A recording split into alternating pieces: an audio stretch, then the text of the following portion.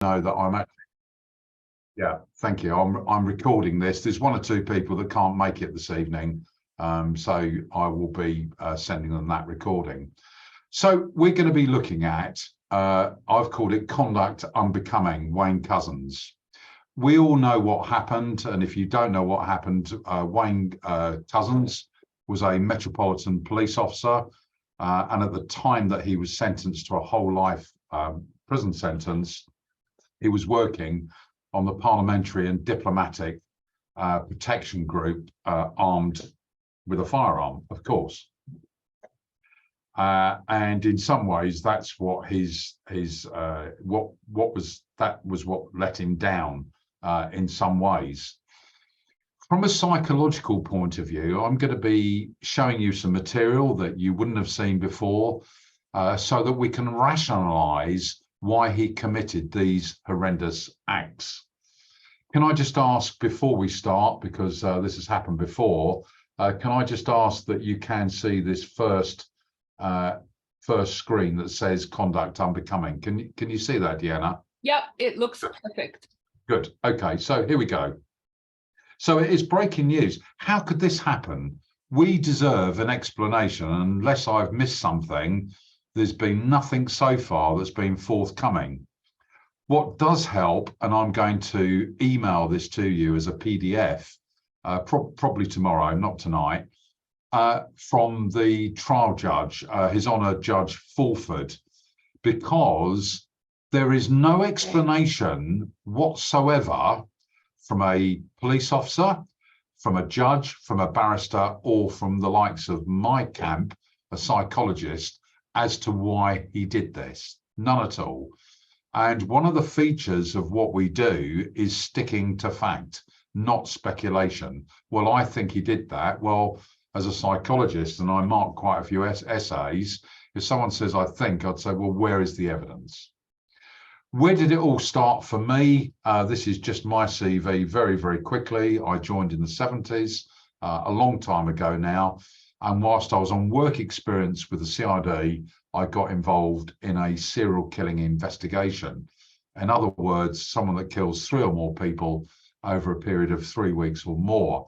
And that was the die was cast for me, and I remained a career CID officer until I retired. I was very proudly a detective sergeant for 10 years, and I worked on the Central Drug Squad combating serious drug trafficking complaints.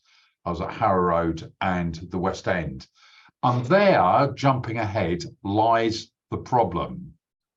All of these anecdotes and this horrific case, and I can't express words that would allow me to say how awful this crime was. It was terrible.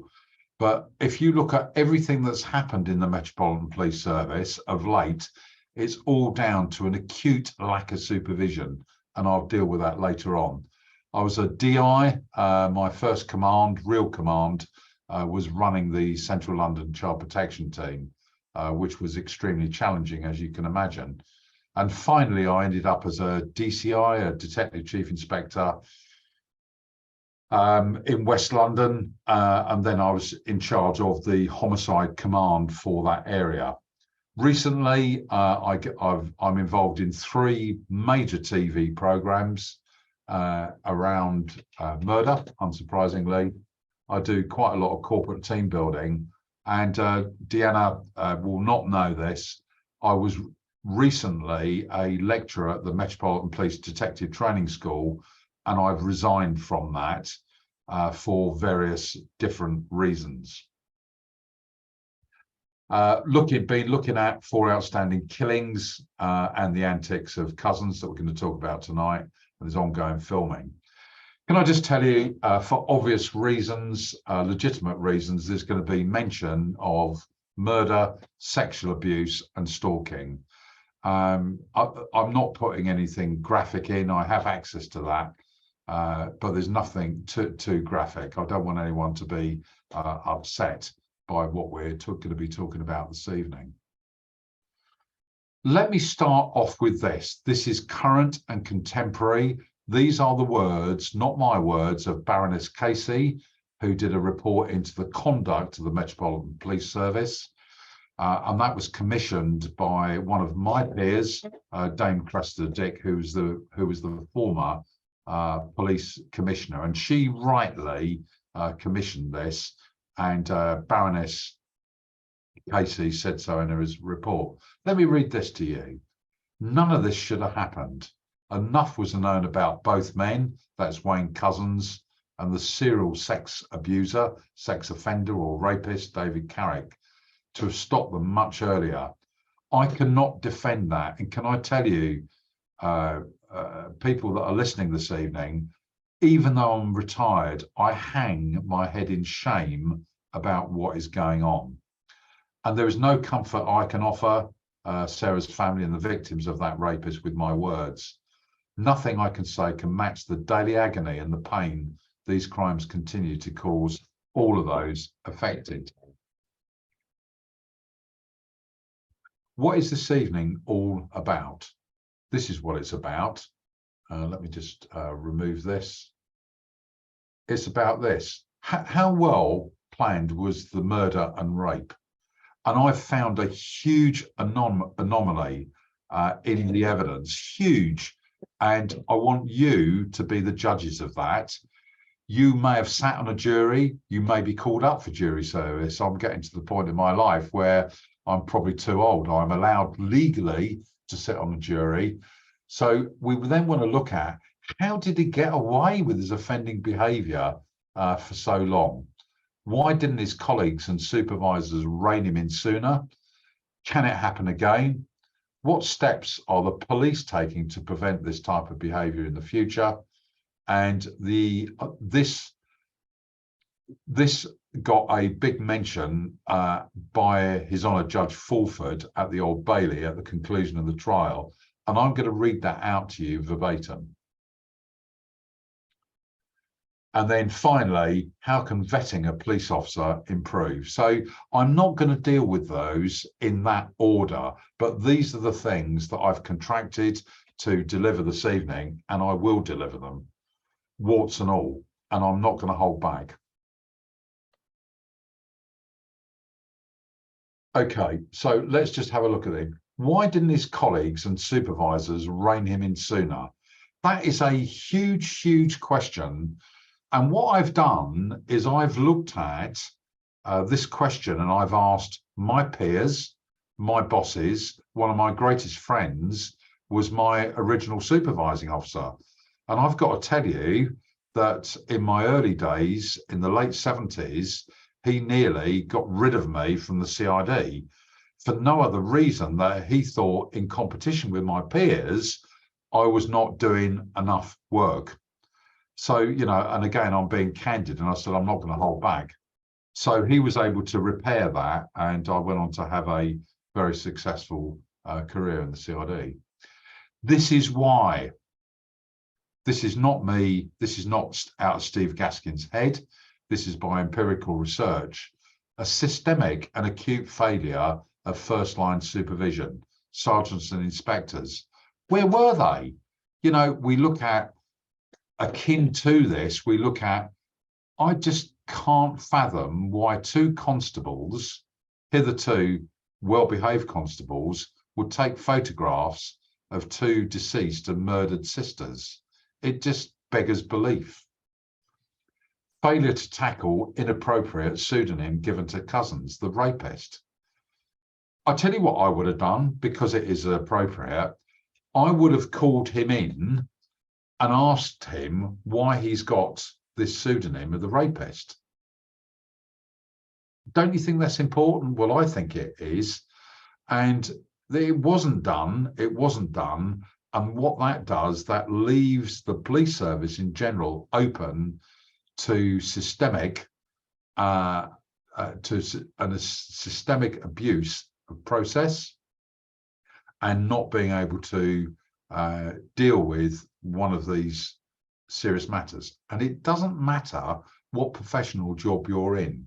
If you're in the health service, you're in the legal profession, you run a joke shop. If someone's got that name, and I would have made it my business to ask peripheral questions of his colleagues as a supervisor, sergeant, inspector, chief inspector, a lackadaisical approach to criminal allegations of a serious nature. And again, I've questioned people that are serving, retired, members of the public, and that is a lackadaisical approach to criminal allegations, flashing, indecent exposure, and we'll go into that later on. Insufficient training at grassroots and detective level, and that is why I've resigned from the Metropolitan Police Detective Training School, nearly in tears, because the young men and women that I taught are totally dedicated to us as citizens. They're under pressure. They've not got enough supervision. Even now, there's insufficient money around. And this you need to be aware of. Why didn't his colleagues rein him in super quick or sooner? It's to do with police culture.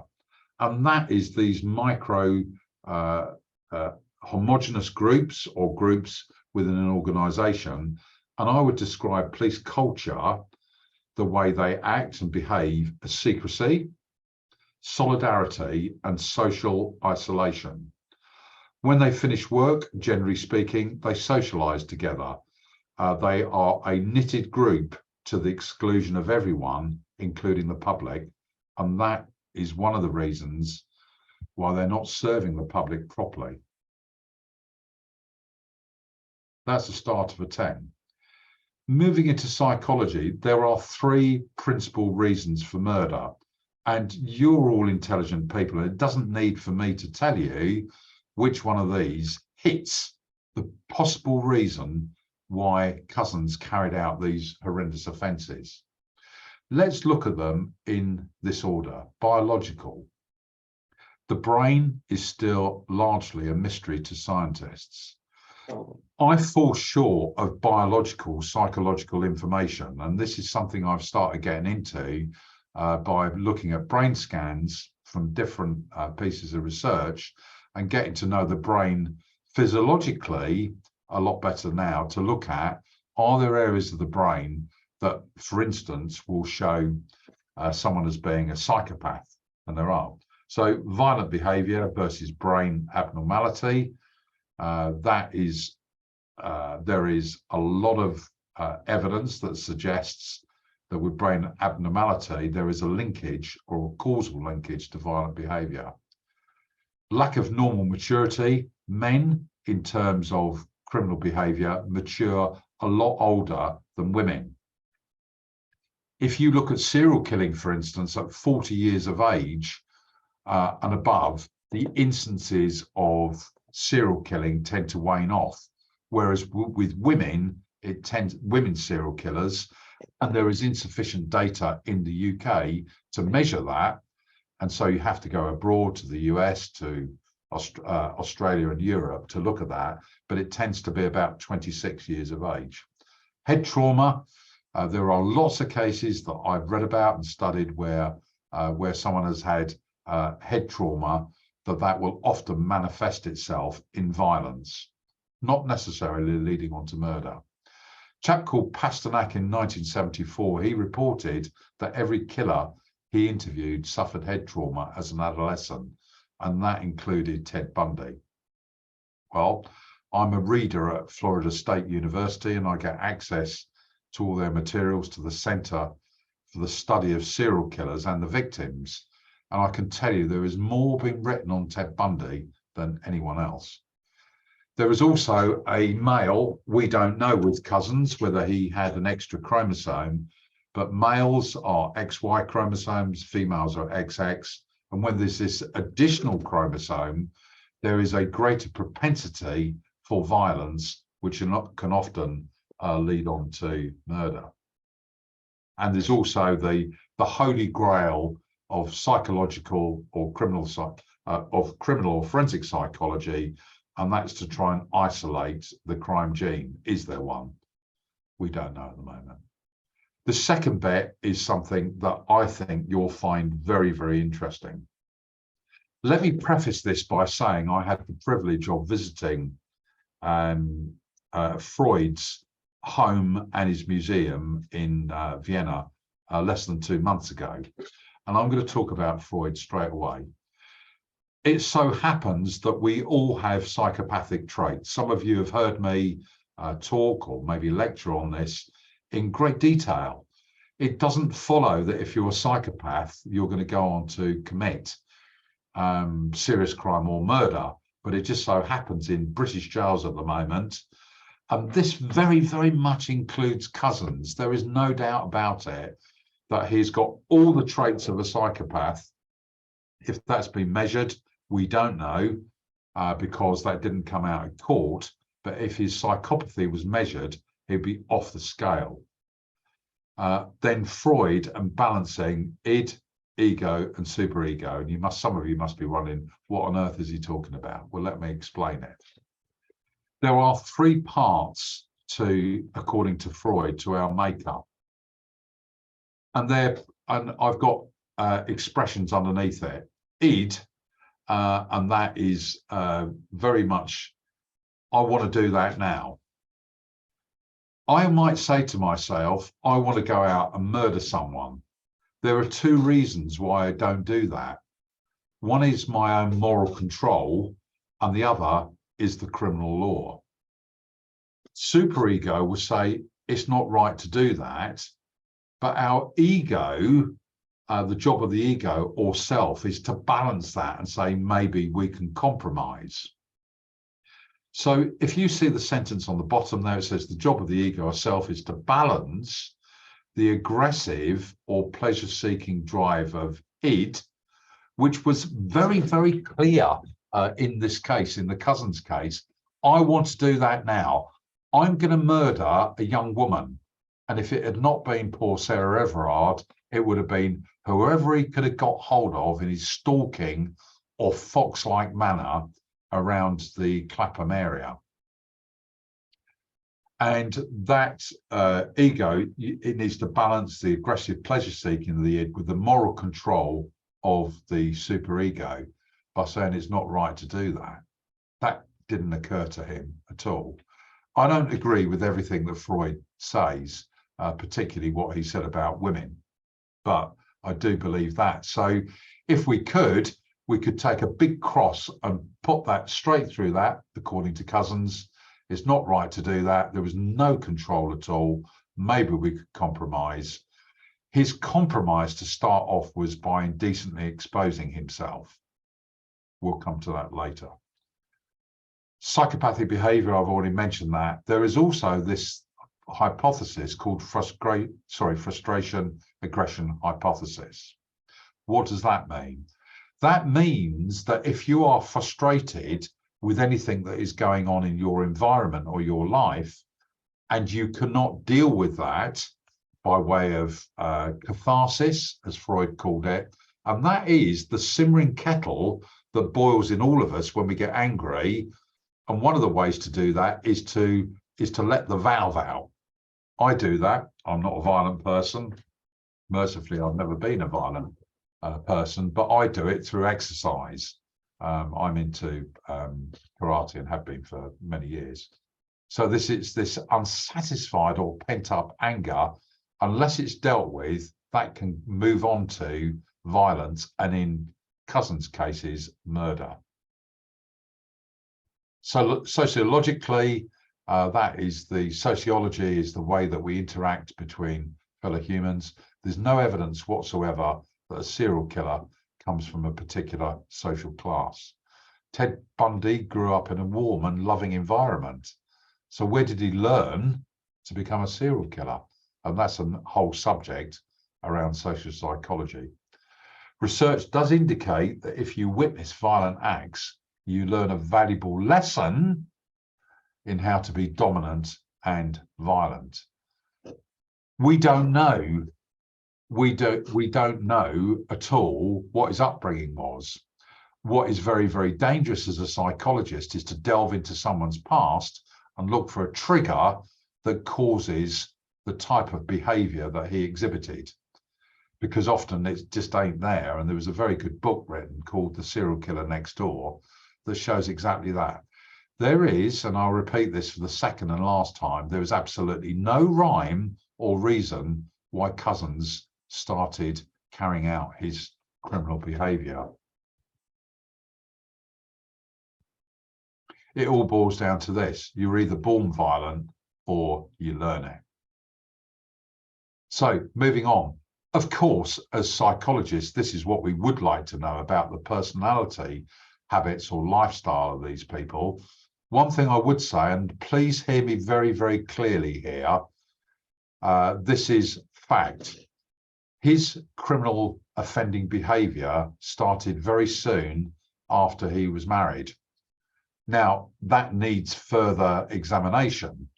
One thing we also know that he must have had an extremely high sex drive, because around about the time that he was arrested, he was paying prostitutes or sex workers a lot of money.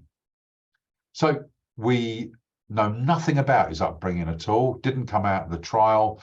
His defence barrister didn't bring it out.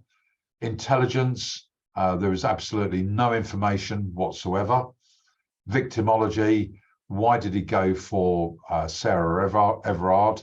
Those of you that know me well, and that's quite a few people now, know that I am very, very interested in victimology. Why is it that someone goes for a particular group or an individual? In this case, with Sarah Everard, he wanted a very, very good-looking young woman, and unfortunately, Sarah was in the wrong place at the wrong time, sadly. Mental health. Wayne Couzens had no mental health issues whatsoever. When he was arrested, and you can see that on YouTube, his arrest, he said that he lied and said that he was under a lot of strain. He realised, yeah, look, let's look at it this way. If you've done something as a child and you're in a room and in walks mum or dad and they accuse you of something, that means that they have got some intelligence or information about what you've done. They've got some evidence. Well, with Couzens here, when a DI or a detective inspector walks through the door, he well knew that they must have had something on him, otherwise they wouldn't be there. So he came up with this very elaborate story that he was being forced by an Eastern European gang to kidnap Sarah Everard because he owed them some money. And that was an absolute load of rubbish. Social adjustment is marriage. And again, please hear me clearly here. It could just be pure chance that his offender behaviour started when he got married. And also, we must mention his poor wife. How does she deal with something like this? A Ukrainian national, on top of all this other stress, and Couzens has got 2 children. I'm wondering now, and I'm going to move on rapidly, I'm wondering whether another hour is going to be enough to get across what I've contracted to do with you. This is very important. People have seen this before, and I'm going to stop just briefly. You can see this. I've got a mobile phone here. This underpins a lot of what I talk about. So if you want to take a screenshot of this, please feel free to do so now before I explain this. And I just want to draw breath before I carry on talking.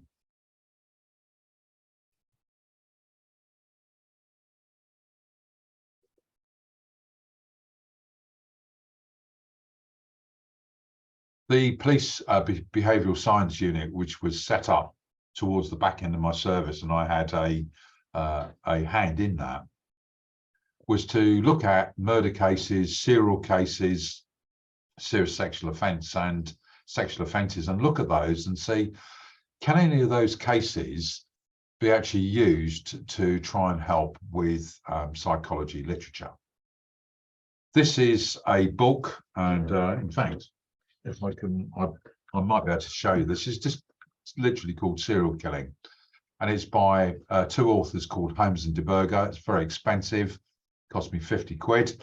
The amount of copies that I've lost or been nicked from me, but this does help us understand serial killers, and let me explain.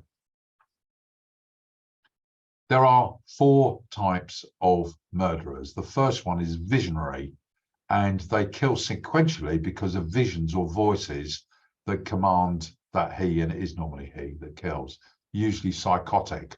So that would be from some sort of deity or the devil, whatever that may be. Missionary, they kill because he has defined victims to be bad or undesirable people.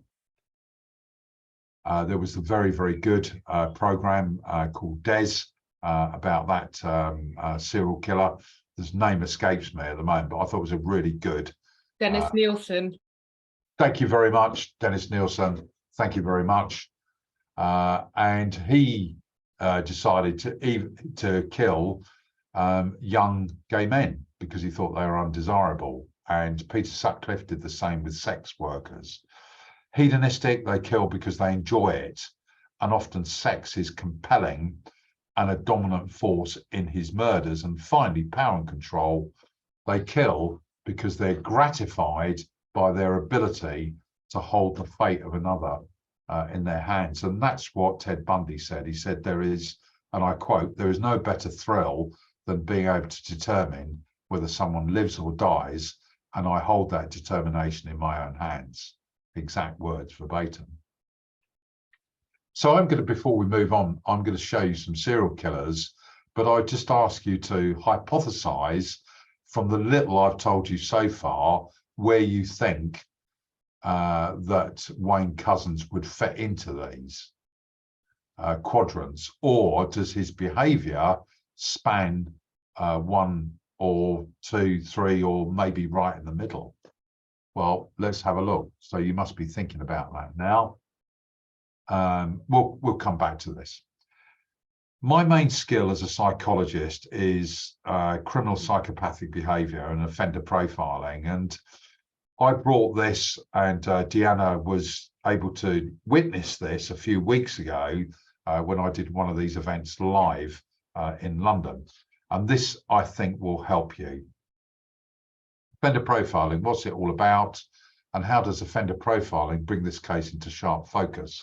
And later, we're going to look at ways of assessing his behaviour using offender profiling. Traditionally, it's the process of predicting the likely characteristics of an offender.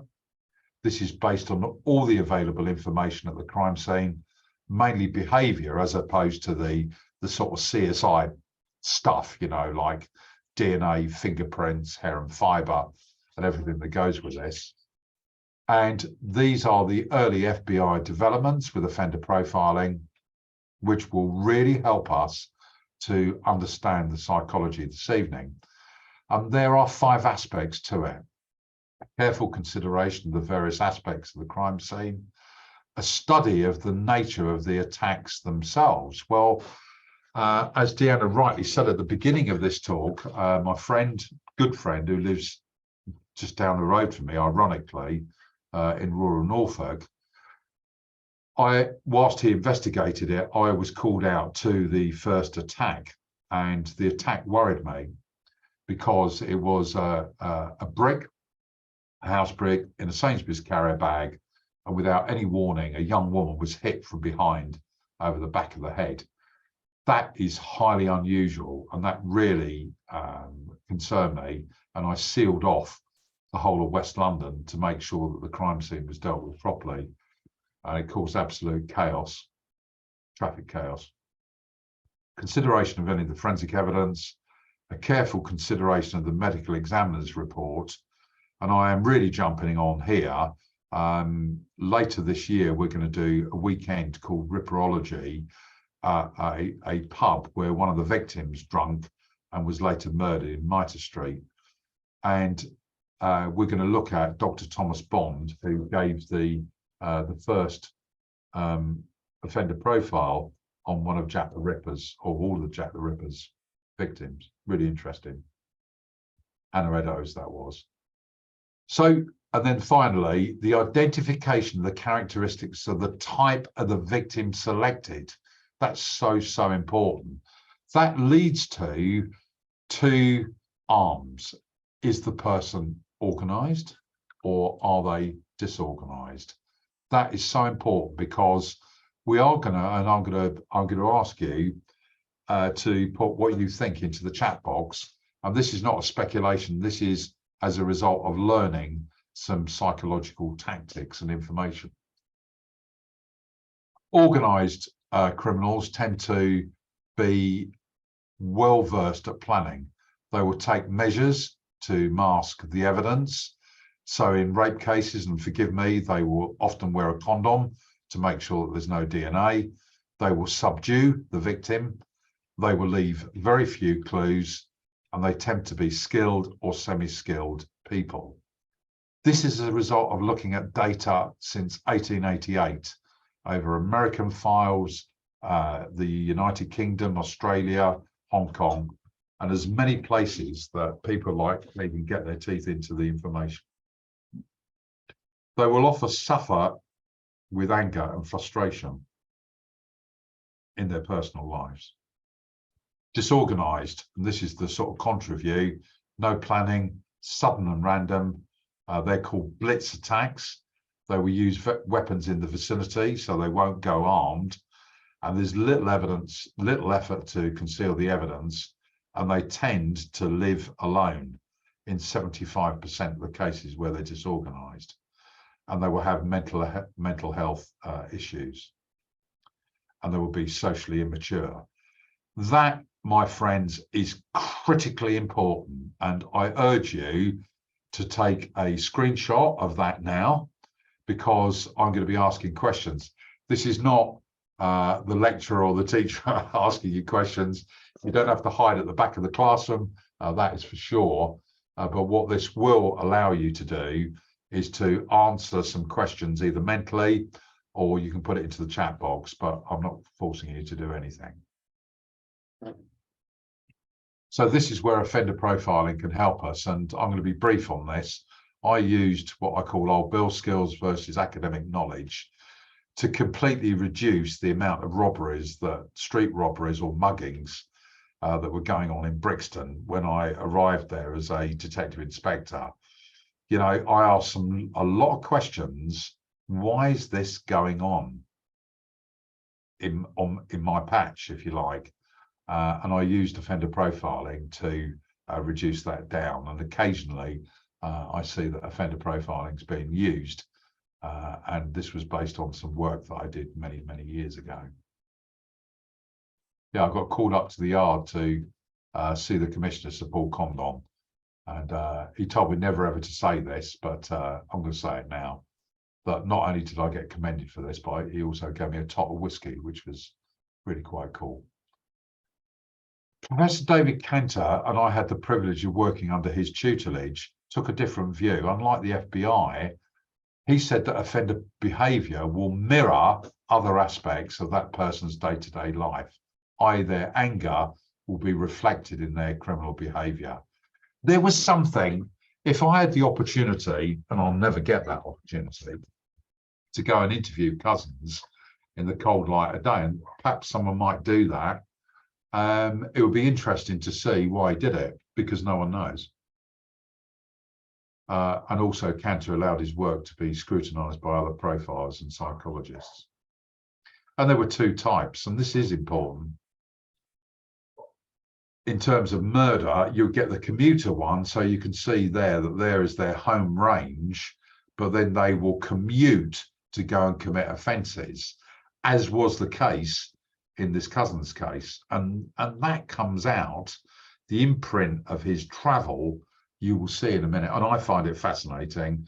And then there's the marauder type that will operate in their home area. And as a psychologist, it's quite easy to find out whether this person is either commuter or marauder. Very, very useful information given by Cantor and others. So we go back to our slide, and I'm going to ask you where Visionary, Jack the Ripper, I think he fitted into these two here.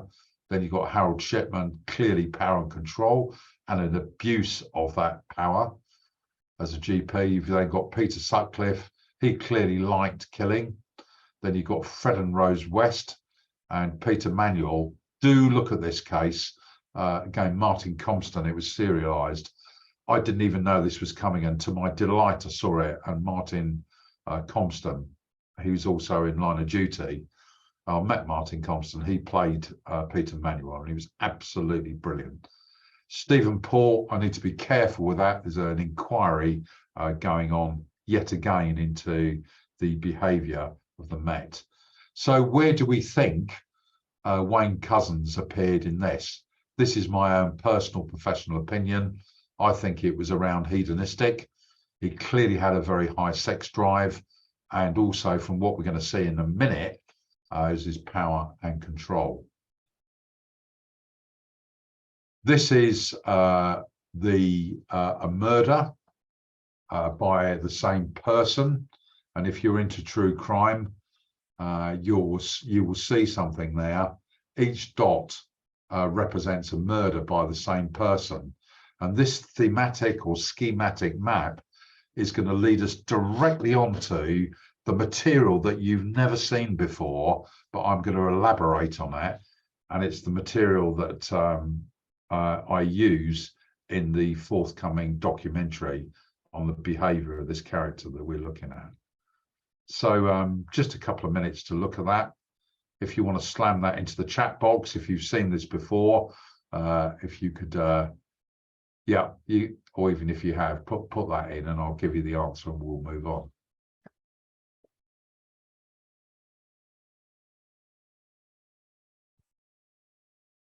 Well, if you didn't know this is the behaviour of Levi Belfield. These are his attacks, his murders and the attempted murders. He was a wheel clamper and he operated along this area. And very sadly, he then continued along this area to the Hook area in Hampshire. And that is where he buried the body very indecently of Millie Dowler. And, you know, one of the things I said, I'm an ordinary Joe. You know, I'm not particularly academically clever. I was probably in the right time at the right place for a lot of these things here. But one of the things I'll share with you very sadly is when I retired from the Met, I wanted to do something a bit different and I thought would be less stressful. So I retrained as a mathematics teacher and I trained with Sally Dowler, the mother of Millie Dowler. Very, very sad. Whole thing, very sad. I think what we'll do now is I'm going to stop sharing my screen and I'm going to, before we move into the second half, and we're halfway through now, is to maybe take any questions that any of you guys might have. Hi, Steve. Yeah, so please do post any questions you've got in the chat box. That map of Belfield's area of operation is always freaky to me because my house is on there. So yeah, very terrifying. Gemma says, me too. So please do pop any questions. That is terrifying what you said. The thing that always sticks with me when you give this talk, Steve, is how Wayne Couzens' nickname was the rapist. Yeah. Like you say, in any kind of profession, that would be worrying, but this isn't sort of a building site or somewhere where you can imagine people having very inappropriate nicknames. Yeah. In a police department. So yeah, you wonder why there weren't more questions asked about that at the very least. I do want to say, I promised to pop some links in the chat box, that Steve came on our podcast recently. We had a bonus episode with Steve. So do check that out when you have a chance, if you want to hear him speak more, because I could listen to you talk all day, and I'm sure lots of people here would agree. So I've popped that link in the chat box, as well as one with the link to the Crime Lab. So you can go and check out all of Steve's events, the upcoming events, online events. You do monthly free online talks on a range of different subjects. I'm signed up to every single one of them, so I can't wait. And as well as your in-person events, as you mentioned, in a bunch of Fuller's pubs. You've got a bunch. Jeanette, if you're in Hampton, you might be interested in some. There's one in the Turk's Head in Twickenham, so local one for us. Yeah, so I was just fascinated by what you were saying about the nurture versus nature debate is always comes up when we talk about true crime, I think, whether it's one or the other, or sometimes I guess a combination of the two. I did read recently that there is a gene variation where you can inherit kindness. So, Wish I'd inherited that. so bless you, definitely did. Emily Gardner Warren, she asks, do you think if asked, Wayne Couzens would know himself why he did it? Yeah, very much so. Yeah, very much so.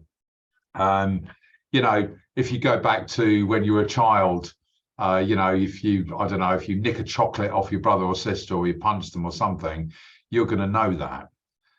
This is a really good question. Yes, of course he knows that.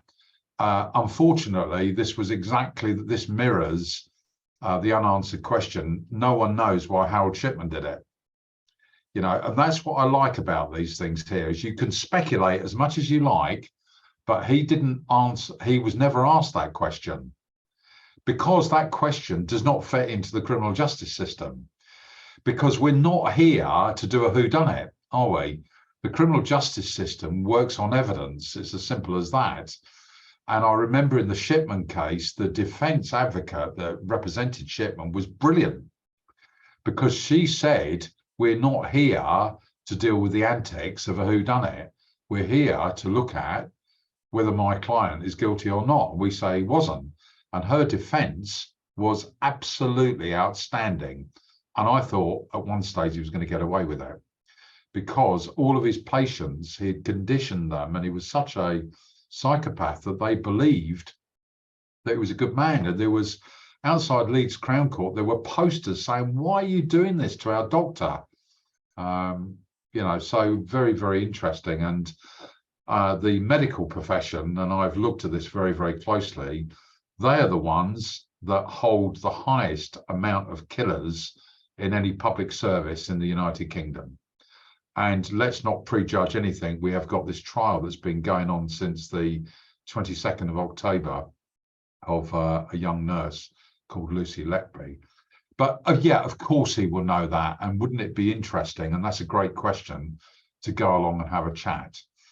Can I just tell you about before we move on, the anomaly that I found, and no one can give me an answer. That is, there is no evidence whatsoever that Wayne Couzens, when he murdered this woman, is there any evidence of murder? What is the law? That means it's got to be premeditated, and you've got to prove it. There is only one small shred of evidence, which I'm going to show you later on, because if he killed her and decided he was going to kill her because he didn't want her to go and give evidence against him, that's manslaughter. That's not murder.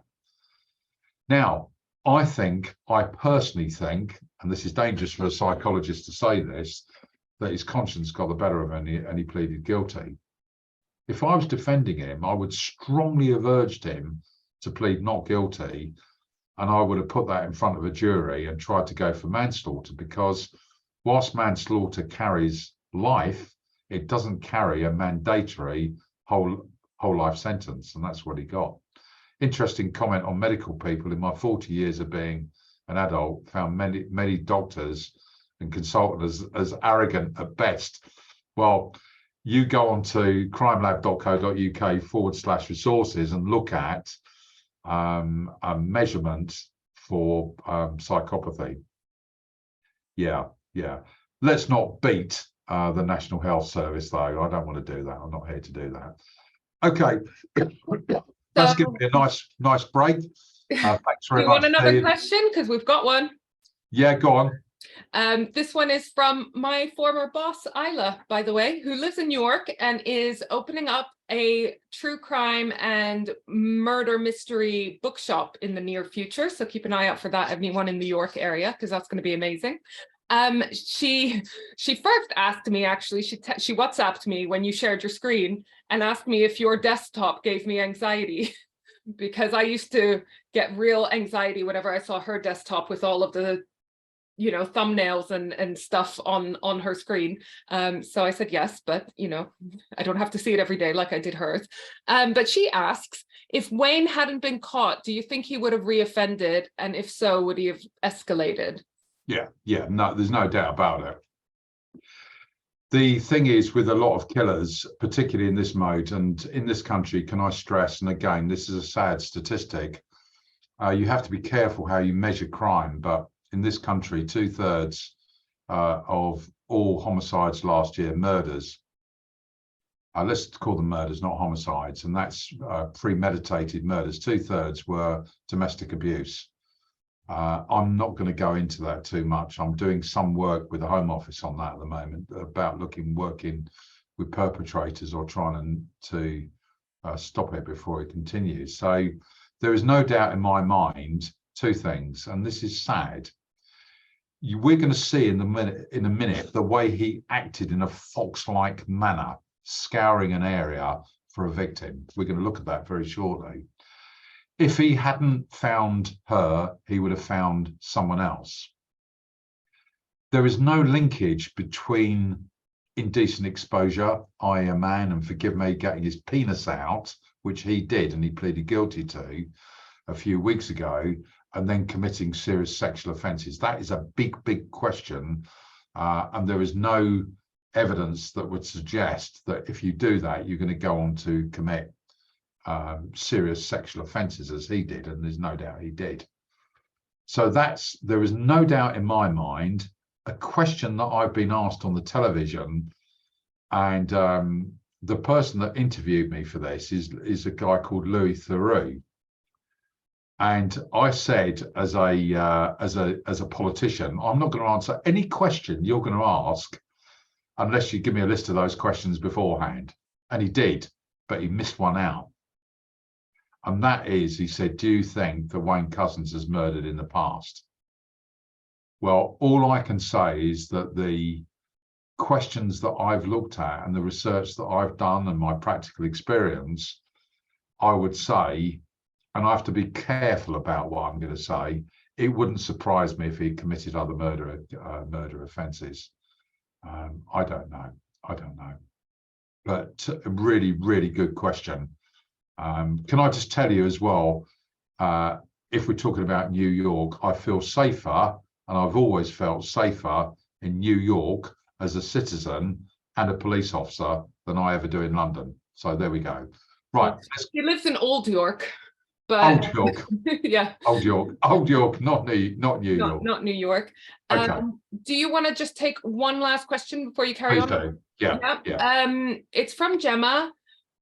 He was seen on CCTV. That was part of the reason why, how he was caught, the main reason, I believe. If he didn't want to get caught, would he not have picked someone up in not so central, busy place? Wouldn't he have known that he, being in central London, you're going to be picked up on CCTV somewhere, aren't you? So wouldn't he have known that? Right. I'm going to have to put that question back to Gemma, who I know very well. That all boils down to, was he organised? Or was he disorganized, or was that a feature of both? And we're gonna deal with that right now. And to be honest with you, as I say, I'd rather not be dealing with this case this evening. I'd much rather be dealing with something else. But here we are, we're with it. So I'm going to answer that question, and forgive me if I don't answer it properly. You come back to me. But we're going to look at predatory offenders now. Can you see the word stalking on there, Deanna? Yep, all clear. Yep. Good. Okay, so stalking. There's no legal definition of stalking. The Protection Against Stalking uses this definition. It's a pattern of fixated and obsessive behaviour, which is repeated, persistent, intrusive, causes fear of violence, or engenders alarm and distress in the victim. All of that is present from what you're going to see in a minute. And in extreme cases, it can result in homicide. To be clear, I want to move on. Homicide means premeditated murder, manslaughter, infanticide, or corporate manslaughter. So homicide is a cluster for these offences. Behaviour, following a person. That's exactly what Couzens did, contacting or attempting to contact a person by any means, publishing any statement or material purporting to that, monitoring that person on the internet, email, loitering in any place, interfering with property in the possession of a person, or watching or spying on that person. A lot of those behaviours were present. And can I just say, it dawned on me 2 or 3 years ago, the fallout on people, and it's mainly women, having to cope with all of these stressors on someone. I just don't see how a lot of people actually recover from this, even if it doesn't result in, you know, murder. Just to be stalked must be awful, awful, awful. Again, please feel free when I come to the end of this. This is where we're starting to rationalise, but not condoning. Please don't think, because I'm an ex-Met Police cop, that I'm condoning any of this behaviour, because I'm not. But at the end of this, this might be of interest to you. It's not my work. Let's take Couzens as going through this process. He's a narcissist. I'm special. I'm loved. I'm admired by, and I'm superior to, and I'm destined to be with the victim or a victim, whoever it is. So Couzens, in a sense, has fallen in love with himself.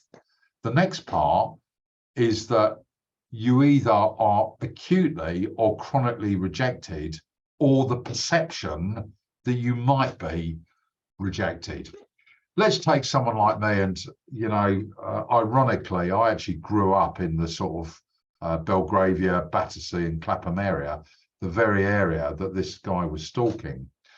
And, you know, as a young man, and, you know, when you're at school, you might ask a young woman out and she might say no. In my case, that was quite a lot of occasions, but very politely rejected you. Now, even as a young man, you could cope with that and you would move on. But some people can't do that. And a really good friend of mine, a really eminent psychologist, will say a lot of men can't hack it. They can't hack being rejected. So what does that lead to? That leads to feelings of shame or humiliation, or the perception of it. It's like stress. With stress, that is either a condition, we're suffering from stress, we've got too much in our environment to cope with, or it's a perception that we can't cope with it. So it leads to feelings of shame or humiliation, or the perception of it. So moving on from that, we then get to the feelings are defended with rage. This starting to look familiar? The next part of this flow chart, that fuels behavioural pursuit to hurt, control, damage, or destroy the victim, which is exactly what happened in the Couzens case. That then restores the narcissistic linking fantasy. So in answer to the very, very good question that was asked, is it possible from the States, is it possible that he could have killed or done stuff in the past? The answer is yeah, of course it could be, because it restores, after he'd killed this woman, if he'd got away with it, who knows what would have happened. And then so the cycle, this pernicious cycle, starts all over again. This is not my work. Unfortunately, I don't know where it's gone, but this is not my work. Can I make that clear? And this is another psychologist. We're now going to move on to the how could this happen? We all learn in different ways, and what I'm going to do is I'm going to go back to, we learn visually, we learn audibly, so we see, we hear, or we do stuff with our hands. This is being broadcast by Zoom, so we can't do stuff with our hands. So we're going to look at, I think, no, I don't think, I know from what we've discussed that he was highly organised, or so he thought. And that goes back to Gemma's question. Let's look at organised behaviour. Planning, takes measures to mask evidence, subdues victims, leaves few clues, semi-skilled or skilled, and they have got anger or frustration in their personal lives. I'm going to go through now, and I hope enjoy is not the right word, I hope you can appreciate Couzens' behaviour. And I'm going to refer to the exact script that you will see on the TV once it comes out. We go back to, and just forgive me for one moment. Yeah, here we are. So Couzens, between 2005 and 2009, was a special constable, a volunteer for the Kent Police. And during this time, and this is something he pleaded guilty to, he indecently exposed himself, and that is another science in itself, in Greenwich Park here, and he pleaded guilty to that. So we're going back many, many years. Bearing in mind, this is 13 years before he killed that poor young woman. This is of interest to me in 2015. So he then buys a house for £200,000 in cash in Deal in Kent. And you can see this is by the coast. This, ladies and gentlemen, friends that are listening to this is his safe haven. So he is a commuter. This is his home area. He feels comfortable here. This is where he first started in the family business. Again, how must they feel? It was a family business that he worked for. He worked in, it was a family business, it was a garage. He'd previously worked in the Territorial Army, based in Canterbury. So he had this sort of military, sort of policey background. Where do you get £200,000 in cash to pay for that? That question has never been answered.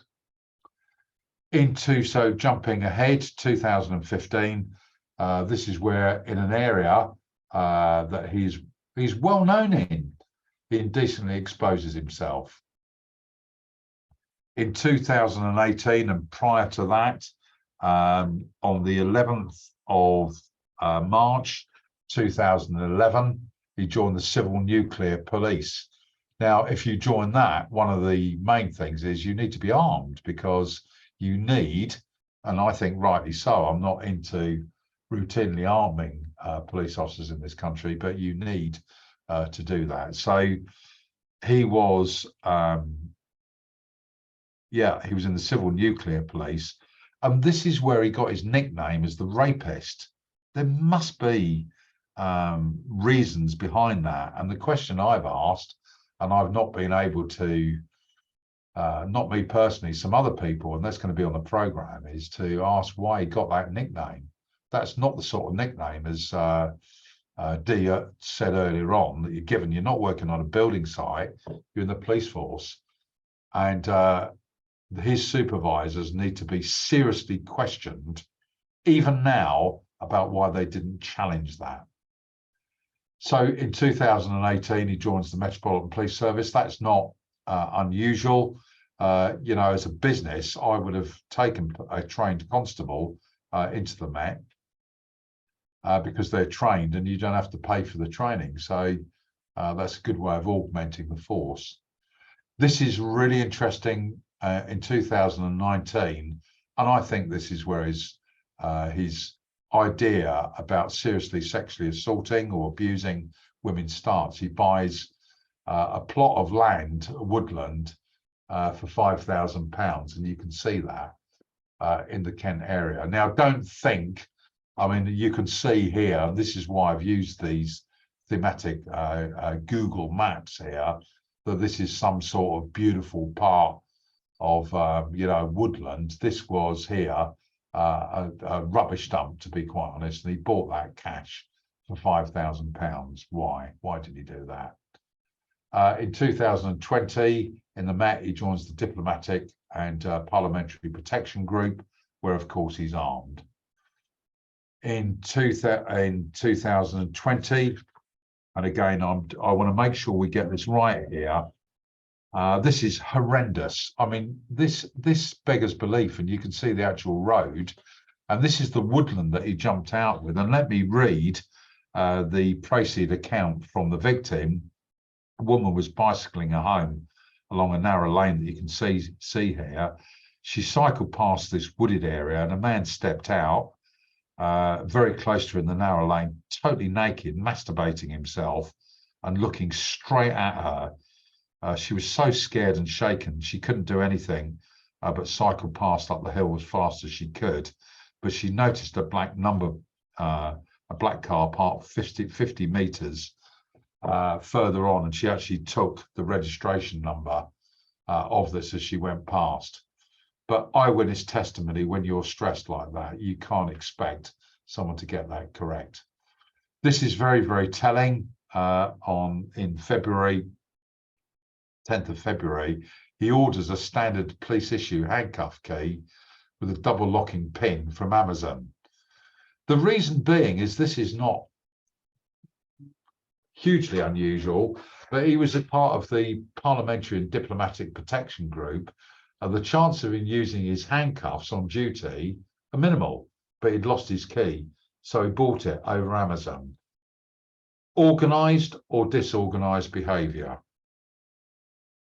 Rhetorical question. That is disorganised, because there is a map, a road map of when we use Amazon. 14th of February, he exposes himself. This is for the second time at a driveway, exactly the same one at McDonald's, upsetting young women. And on the second occasion, and we need to be very, very clear about this, they took the registration number. And this is the actual footage. They took the registration number. There was a lot of rhetoric about why the police didn't act on that immediately.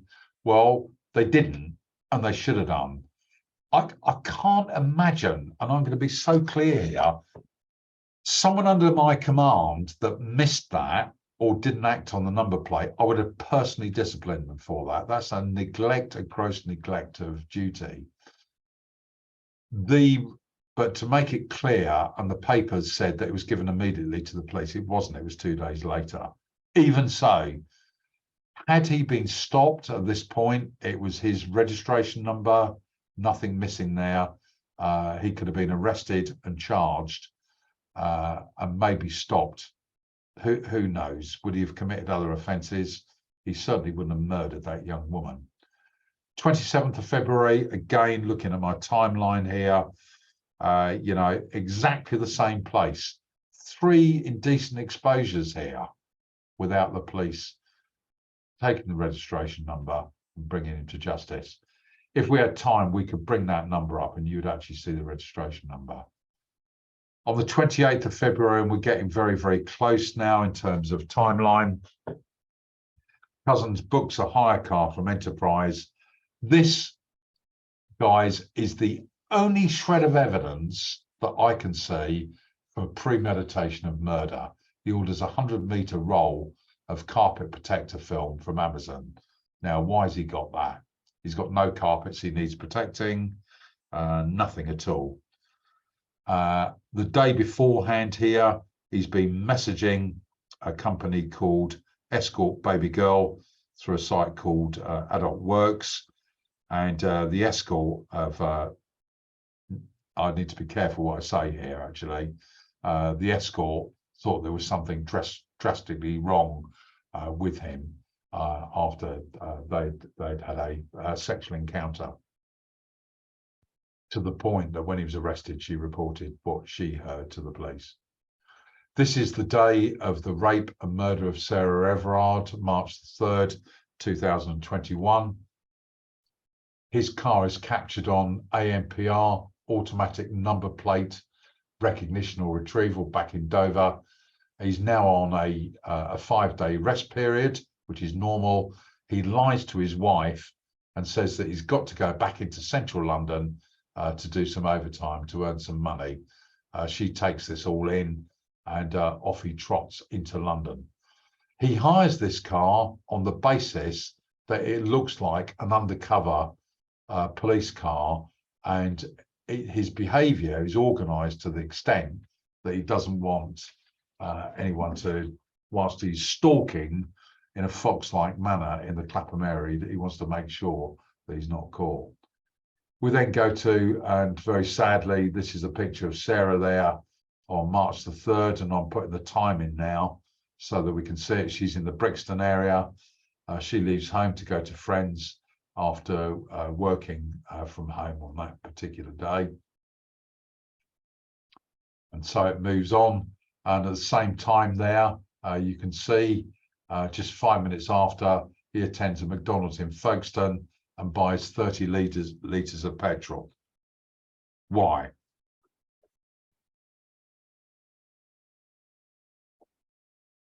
Why does he buy 30 litres of petrol, which virtually fills the car up?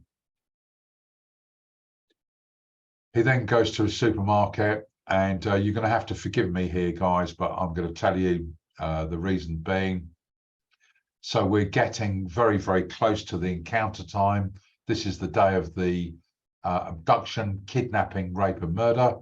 We get into 8 o'clock in the evening. He goes into a shop and he buys 14 hairbands. There's two reasons. That's either to subdue her or males use hairbands in series to maintain an erection. Battersea Bridge here, this is 25 to 9. He travels over Battersea Bridge towards Clapham, and ANPR captures him driving around the Earls Court area. This goes back to that excellent question there. You would think he would know full well, and that's maybe why he's used a hire car. But when he used the hire car, he used his real details using a MasterCard. Now, that cuts two ways. If I was defending him, I'd say, well, he couldn't have had the idea of murder because he used the right number. But the other way it cuts is that he's used his own, whatever happens, he's used his own MasterCard. He starts going over here to this area. When you look at Battersea Bridge, the socioeconomic area is drastically different. It's extremely affluent here, not so here. I mean, Clapham's fairly affluent, never used to be in my day, but he is hunting. He's on the hunting ground, hunting for a female. Sarah's seen walking down Cavendish Road, and you see this is the first time of the excellent police work. I mean, I know we're talking about we're talking about a broken police force here, but there is evidence captured here of him driving this way, and Sarah's here. So this is the first time they come into contact. A bus captures Sarah and Wayne standing beside a white Vauxhall Astra. Here they are, here. Thank God for that evidence. That's what brought about his arrest. And I've got to tell you, I mean, I didn't have too much of it when I was in the Met, having to trawl through this evidence. You miss that one frame and the case wouldn't have come about, but they did find out. Now, at this time here, he's now kidnapped her, one assumes handcuffed. We know from the evidence that he used subterfuge, saying she had breached the COVID regulations. He travels to an area a bit like his lair, where he's happy with Sarah, but his car has been hit 3 times on the way back, arriving in the Dover area at 11:28. This military hill road Dover here is very, very clever because a bit of his car is seen, but where he's parked his original car that he owns is in an area that he knows full well there's no CCTV, or it can't be caught by automatic number plate recognition. All calls to Sarah's phone from 23 or almost 20 to 12 at night goes to call forward. So we assume that at this time that poor woman had been murdered at this point. His vehicle had been travelling then after this from 1 to 2:30. There's no doubt that this woman had been murdered, and he can't go home, can he? Because he's lied to his wife and said that he's working, so he can't go home. So at 2:30 in the morning, he buys some water there, some apple juice and Lucasade from a garage. And then he goes to Hodes Wood. His car is seen driving. Look at the ANPR there. Organised or disorganised behaviour. Organised, so he thinks, but of course he's let his guard down. Don't think that killers want to get caught. Again, that is a misnomer. That is just simply not true. Then moving on in time, then this is the in the early or in the morning after the killing. This beggars belief. If you've murdered someone, are you then going to go in and buy a hot chocolate and some bakewell tart or anything to eat? We would feel physically sick, wouldn't we? He then goes to purchase petrol from a garage. Organised, disorganised. He's given no thought whatsoever, and please forgive me here, about how he's going to dispose of the body. So he buys some petrol, and 1 hour later, he's back in Hodes Wood. And this is where ultimately that poor woman's body was found. There is no doubt about it. He set fire to the body, and of course, the fleshy parts will disintegrate, or some of it, but that wasn't enough. So there's a fire is seen in the woods next to a small white fridge where he's tried to dispose of the body. That's not good enough, and you can imagine some panic setting in. So he then goes to B&Q where he's caught. There he is, buying 2 builder's bag, and he returns to Hodes Woods between these times here. So you can see that's B&Q he's picked up there. And why does he do this? A few days later, he takes his family to Hodes Wood, leaving around 12 o'clock. Now, if you guys have been on my talks before, you will know that in nearly 25% of the cases, the suspect will return to the crime scene. And there's lots of reasons for that. Remorse, see if there's any police activity, all sorts of things. And that might have to be subject of another talk. And here, just a few days later, after receiving bus footage, police officers then go and arrest him, and he comes out with this elaborate story. This shows that this is all the tracking. This is a commuter type. He feels comfortable in his home area. All of this here is where he's been, the car that he's hired has been clocked. So that is a quick run through, and I think the organised and disorganised behaviour there shows that he thought it was organised, but in this day of surveillance, it's not easy to escape some of the things. Maybe someone put the arrogance of some people they work with, but we need to move on from that. That is the only evidence that I showed you that could have been used to prove murder. I think that his barrister, from a legal point of view, would have probably advised him to plead not guilty. And my guess is that conscience got the better of him and he pleaded guilty. How can vetting police officers improve? Just look at this iceberg there. Our behaviours can be observed. You're observing my behaviour this evening. I can't see you guys. And from that, you can make, you're all making assessments of me. So when we observe someone's behaviour, it can be monitored, it can be altered, it can be counselled. That's easy. So if we're vetting a police officer, yeah, of course, we can vet that police officer. But what's harder under the surface is looking at someone's values, their beliefs, and their needs. How do you guys know that I'm not a racist? How do you guys know that I'm not a misogynist? You don't know. And that is the difficult bit. To give you an instance, I've just recently written a reference for, I used to do some youth work years ago, part-time. And one of the women has gone into, she's an analyst with the anti-terrorist branch, and I had to write a reference. But no one's ever checked whether what I wrote is the truth. So that's hard. So this is the hard bit, is looking underneath. These are some of the things I've come out with. I think we ought to use, or the police ought to use, the same tactics as utilised by the security services. Yes, it's expensive, and maybe put that cost onto the police officer that wants to join.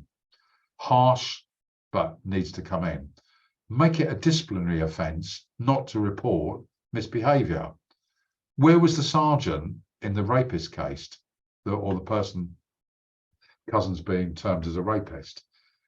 So sexism, misogyny, racism and conduct likely to bring a police force into disrepute. If you're present and you don't do anything about it, you should be as guilty as the person that did that act, in my view.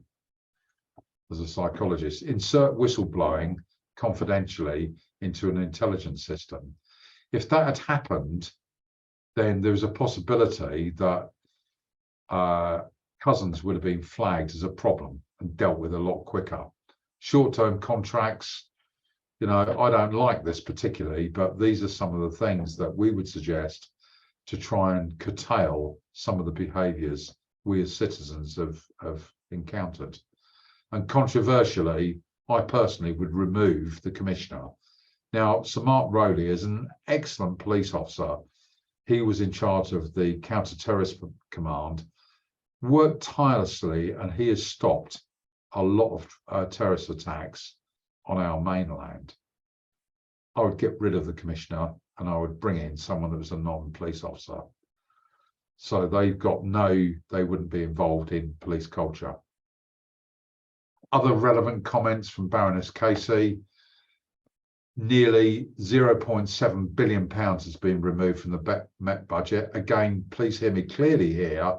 I'm not saying that this is an excuse. Between 2010 and 2020, the Met closed 126, if you don't mind, police stations and sold them. There's politics at play here, and I'm not going to go into that. The Met Police establishment is 25,000 constables. Look at that. Then this is going to get worse in the short term. There's a shortage. When I joined, there was a shortage. And that's probably why they employed me, but that's another story. 21%, nearly a quarter of the civilian or support staff is removed. So therefore, they're having to do more stuff at the police station and not releasing constables onto the street. And that's where we want them. The management of people is poor. The Met's processes don't effectively root out bad officers, help to tackle mediocre officers, or truly support and develop good officers. Very sad.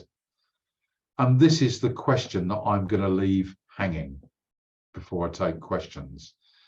Can this behaviour occur again in the police service?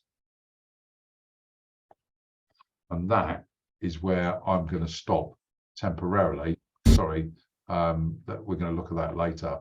I'm going to stop sharing my screen and take questions from you guys. All right, so you know the drill, everyone. If you've got any questions, pop them in the chat box while I wait for someone to type a question, because I'm sure you have loads. Steve, I'm going to tell you how my parents met, because they got arrested together. Oh, did they? Yeah, so, you know, if it wasn't for the police force, me and my sister wouldn't be here, so... I'd love to say it was homicide or something, but it was 60s Europe they were protesting. Oh, were they? Good. And my mum got carried out by the police, and my dad saw her and thought she looked cute. Ah. Yeah, so that's the story of Mama and Papa Safier. Yeah. So we've got lots of comments about how amazing that was. Isla says, really great, Steve, thanks. Marion said that she had lived in Deal and Dover area for a while, and everyone was talking about how quiet and calm it was, but she was an outsider and she didn't agree. So, right, so we got a question from Gemma. Do you think they rely on AI more these days too, and have police behind computers? They maybe rely on AI more these days too, and have police behind computers rather than being out on the streets?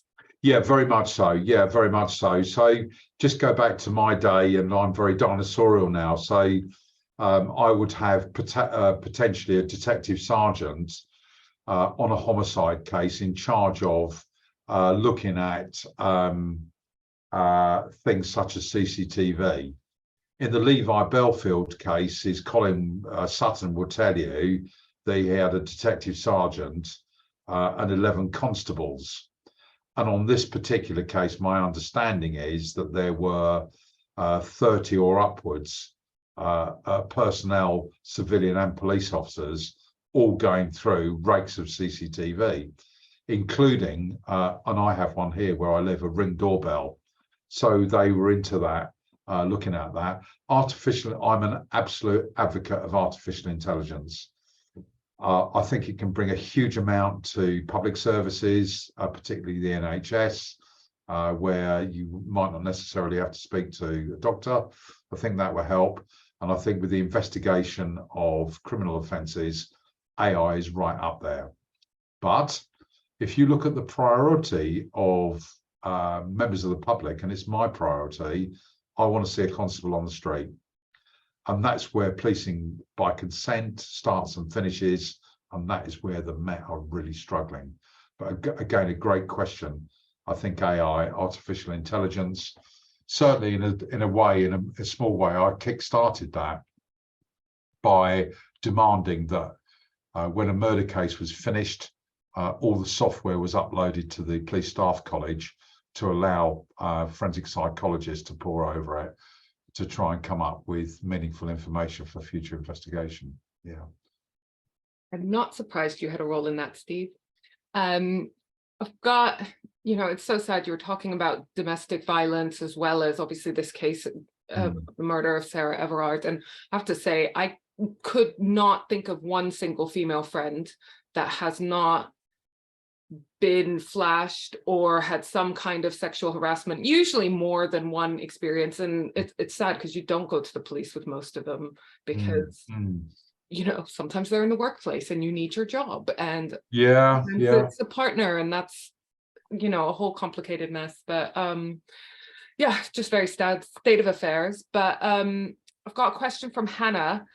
Do you think officers are more likely to commit these crimes if they think they will get away with it after not being challenged on other dubious behavior? Officers or people in general, I suppose.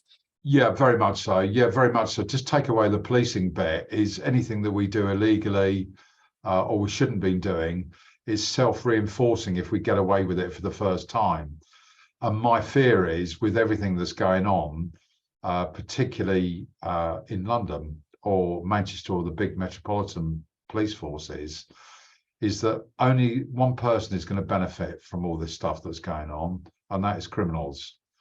And you take here anyone, police officer or otherwise, that gets away with something, knowing that the policing model is not as efficient, effective, and economical as it should be, will press the buttons of that and exploit that, as any criminal will do. And let's be very clear about this. Yes, Couzens was a serving Metropolitan Police officer, but he was also a criminal as well. And it's self-reinforcing. If you can get away with something once, then you're going to keep doing it. And if you look at serial killing, and I need to be careful what I say here, most serial killers will keep doing it until such time as they're caught. We love when you're not careful with what you say. So please carry on being forthcoming. We've got a question from Isla again. Couzens has unsuccessfully appealed to have his full life sentence reduced. Are there any other avenues open to him to reduce his sentence? And I find this bit most important for us as the general public. If so, is there anything that we as members of the public can do to stop this? There is one avenue that's open to him, and that is he's been to the Criminal Court of Appeal, and they've said no. He can appeal to the Supreme Court. In this country, it used to be the House of Lords. It's now the Supreme Court of England. Can I just say as well, to put a lighter note on this, the Supreme Court of England sits at Parliament Square. It's what used to be Middlesex Crown Court, and it's open to the public. It's also got a museum, and because in the United Kingdom, justice must be seen to be done, you can actually go and sit in the courts. But the Supreme Court will only deal with cases on a point of law and not fact. So they're not interested in whether he committed the offence or not. It's whether the process has been fair for Couzens, no matter what he's done, to go to the Supreme Court for a ruling by the justices. And the system's the same in the States. They go in front of justices for a ruling. And in this country, I think we have 7 sitting at the same time. So Couzens could technically, on a point of law, go to the Supreme Court. Unfortunately for him, because we're out of the EU, he can't go there. So that's closed down. And I would be very, very surprised whether he does that. Can I just add that he's going to spend the rest of his life in a vulnerable persons unit because there is no way that he will be able to cope with ordinary prison life. And who knows what will happen to him in the future. I'll leave that to, again, to your good thoughts. I've got a question that follows on a little bit from the one about the previous one. Do you think if there are any other officers, God forbid, that are currently committing crimes such as these, are they now less likely to carry on doing this, or are they too arrogant to stop? If you look at psychopathic behaviour, it's all about themselves, it's egocentricity. So the question that I posed and I left hanging, is it possible that there could be another Wayne Couzens? My hope is the answer is no. My fear is the answer, yes, there will be. And please, again, hear me very, very clearly here. Police officers are drawn from society. The policing family is getting bigger because there's PCSOs, there's police officers, direct entrant detectives, there's analysts, civilian staff. So that policing family has got bigger. So inevitably, you're going to draw in bad apples. It's just the way that police, hopefully informed by psychologists, can try and reduce those instances. But I read today, just before I came on air today, there was a disciplinary case going on in Avon and Somerset, where 2 police officers decided that they were going to tie up a female in the street for no reason, which makes me think that was probably pre this. But if you've got the criminal intent to do something, I don't think it matters whether you're a police officer or not. I wish I wasn't saying that, but you've asked for my opinion and I've just given it. Thanks, Steve. I hope that also helped answer Marion's question about the police force and what they might be doing in the future to help prevent this happening again. We've had a couple of comments that kind of relate to cuts on public spending and the police force. And we've got a question from Matthew Fields, sort of directly related to that. Do you think we're facing a crisis in policing that needs a conversation about a fundamental rebuild? Definitely, definitely. A great question. Royal commissions are very, very expensive.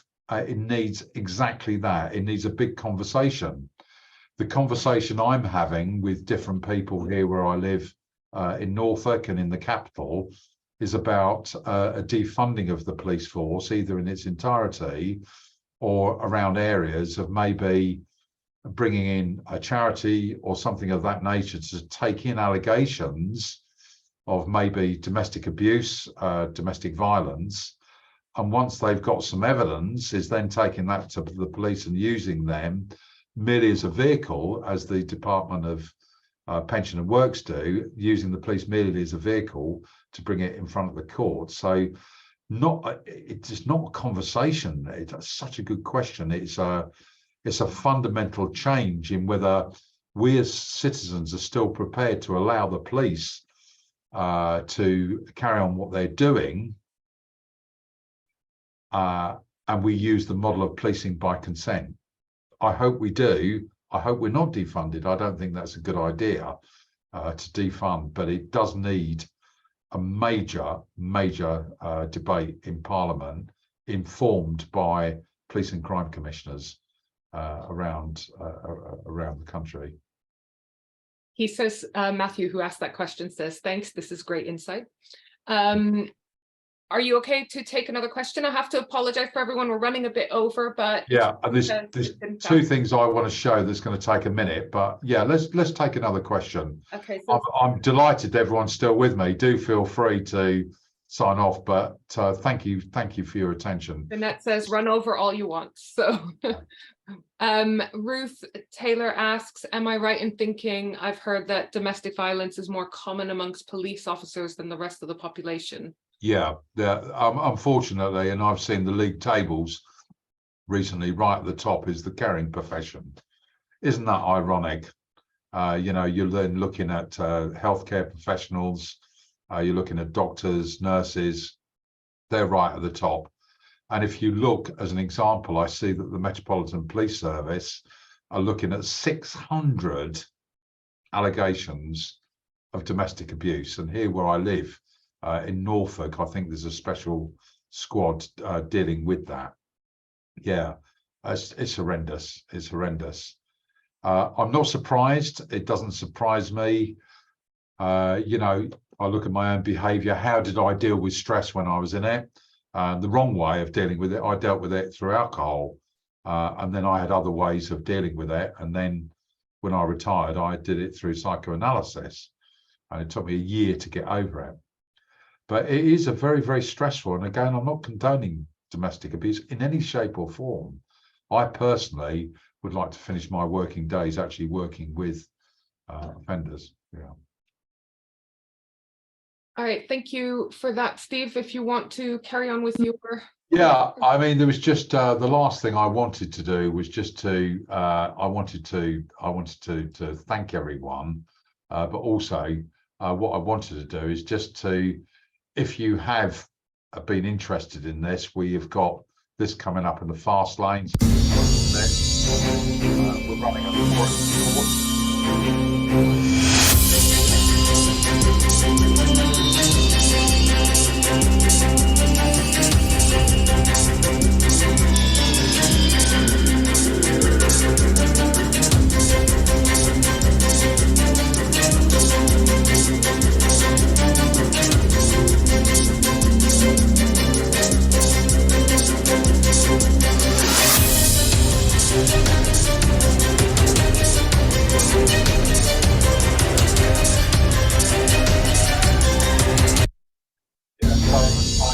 I ran that. I ran that a year ago. It was very popular. I've been asked to do that again. It's online. This gets us a certificate that goes with it.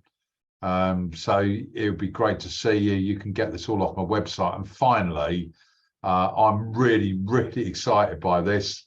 Dee and I were discussing this. Two things that we've got planned for the summer. If you're interested in any of our live events, most of these are in London. I am going to be doing something in Norfolk. I've got myself and Colin Sutton are doing an event in May. It's called Manhunter and Mindhunter. And we're looking at the antics of a predator called Delroy Grant. But in the summer, this is one of the attacks on Anne Eddowes in Mitre Street. We're going to be running an event at the weekend, probably 3 or 4 sessions, called Ripperology, and is the 60th anniversary of the Great Train Robbery. It was planned in the Star Tavern in Belgravia. So we're going to be running an event or a series of events. We can't keep up with the demand there. And the good news is a lot of the artifacts that we've got from the Great Train Robbery, a really good mate of mine, his dad was the exhibits officer, so we're going to bring those along. Yeah. So, Deanna, is there anything else we need to add? Just lots of requests for you to travel around the country and do in-person talks so that we can come see you. Yeah.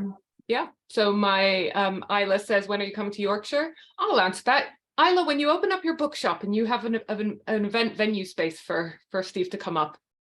So she's thinking of the crime scene as the name for the bookshop, which I think is a great name. Yeah, it's So, good. yeah, I want to at some stage do a series of events where we'll set up a crime scene, give people DNA facilities, fingerprinting, microscopes. I quite fancy doing that, and that will be very much nationwide for York, Manchester, and that's probably going to be next year. amazing. That should be Well, lots of comments about how people have enjoyed, might not be the right word for this evening, but found it interesting and fascinating. I for sure did. I'm sure everyone will agree. I could listen to you talk for hours. So thank you very much. Just before we go, Ruth says, what is the ITV program? Do you know what? I was hoping I wasn't going to be asked that question because I just think it's going to be called Wayne Couzens. But the answer is I don't know. And I'll tell you the reason I don't know is because I was very, very concerned when I met Thoreau for the first occasion, and I was concentrating more on what he was going to ask me. But the bottom line is I will keep contact with you guys by email, not too many, and that will just keep you up to date. I'm starting to do like a bulletin once a month just to keep you updated with stuff. But can I just tell you, I'm going to sign off with these words. Is the good news is that there's been 20 paying customers on this evening. I have to pay some fees to Eventbrite, but it's going to mean about 180 quid will go to the Norfolk Victim Support Scheme. And I'm very much into it. We've all been on this thing saying, oh, we're going to send a donation. But once I get the receipt from that, and plus some other documents I want to send you from this, you'll see a receipt just showing. And thanks very much for that, because that is good. You know, with things like stupid things like teas and coffees and everything else. And, you know, it may even play for some childcare when a victim wants to come up and they can't leave their kids. So it's good. And as a DCI in Hounslow, I was on the management committee there. I had to be, that was part of my duty. So it is very much appreciated you coming along, and sorry that the material has been of a very dark nature. But at the end of the day, I just hope that it rationalizes but doesn't explain his behavior fully. And you've got more of an insight, and certainly you've got a sort of a greater insight before the TV program comes out. Well, it'll be interesting to see in the future if he does any kind of interviews, how much he decides to reveal about his mindset at the time. But in the meantime, we've got you to tell us. So thank you so much, Steve. And thank you so much, everyone who came along. I just want to echo that. It's been fantastic having you all here with your insightful questions, and we're really grateful for the support for the charity. And Steve, I just want to give you a round of applause. Fantastic as always. Thanks very much. And I really enjoyed the mug. And I'm going to, as I say, I've been true. It looks as though I've been drinking coffee, but I haven't. I've had a glass of whatever that is, Merlot. Yeah. I've been having Coca-Cola. Yeah, Coca-Cola. Way past my bedtime, Steve. Good. Thanks, everyone, guys. Right, Thanks bye, very everyone. much, Dee, for hosting. Have a lovely evening, everyone. See ya. Good night.